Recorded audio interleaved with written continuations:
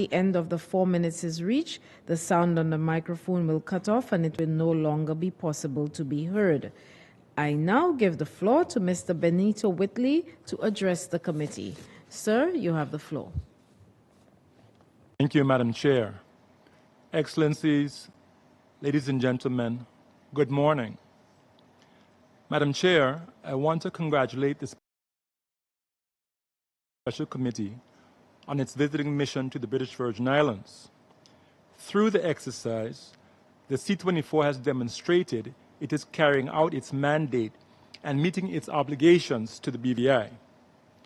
A key recommendation of the visiting mission report is an education program on self-determination to be delivered with the assistance of the United Nations.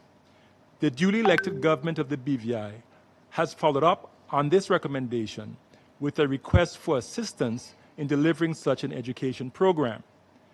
In further fulfilling its mandate and obligations to the BVI, the Special Committee must engage among its own members and the UN system to secure the technical assistance and resources requested by the BVI government.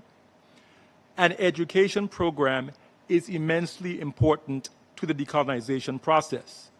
This is not just because there's a need for factual information about the various political status options, but also because colonialism has a psychological dimension. Not only is colonialism a system of political inequality in which one party wields power over another, it is also a psychological condition in which the colonized people have been persuaded to believe the administering power is justified in exercising power and authority over them because they are incapable of ruling themselves. There is quite a bit of fear-mongering that takes place in which the people of the BVI and other territories are told by skeptics that their societies will fail if left to their own leadership. Their leaders are often described as corrupt and incompetent. All the good that has been accomplished by local leadership is totally left out of the picture. Mischaracterizations of independent Caribbean countries are given as evidence of unsuccessful or failed Black nations after independence. The prosperous and successful Caribbean nations like Barbados, St. Lucia, St. Kitts and Nevis, Antigua and Barbuda, and other OECS and CARICOM countries are seldom mentioned.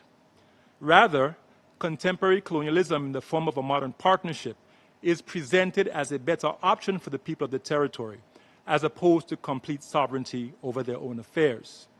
This political and racial inferiority complex has been internalized by some in the territories after decades of contemporary colonialism in which they have been persuaded to accept the status quo in exchange for benefits such as the passport of the administering power. The idea that the duly elected government of the BVI and other territories cannot be ultimately trusted to govern their own people is also used to justify the stationing of foreign governors in these territories to oversee their decisions. An education program on self-determination is critical to reversing this psychological condition. It can also help to dispel the myths that the people of the territory are incapable of being sovereign over their own affairs. This is false, and the people of the BVI must have the confidence in themselves to take control of their destiny and remember that it is they who have largely built their country. The BVI has received no financial transfers from the UK to fund its budget since 1978. The UK should also be a constructive partner in the process. Madam Chair, Excellencies, I thank you for the opportunity to make this intervention. I thank you. I thank Mr. Wheatley. The